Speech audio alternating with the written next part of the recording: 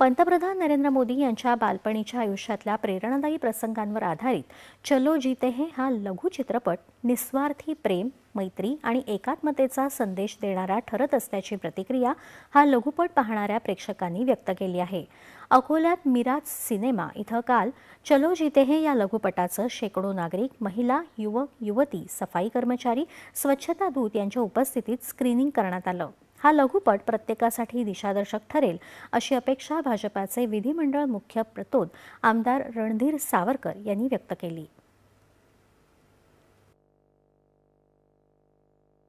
आपल्या जीवनात त्यांचा जो संदेश आहे, त्यांनी जे जीवन जगलं, जे वागले, ते आपल्या जीवनात आपण किती अंमलात आणतो याविषयी जोपर्यंत अंतर्मनावर त्याचा परिणाम होणार नाही तोपर्यंत ते कृतीतून उतरणार नाही। आणि म्हणून या डॉक्युमेंटरीच्या माध्यमातून आपल्या अंतर्मनावर परिणाम करणारा हा लघुपट होता।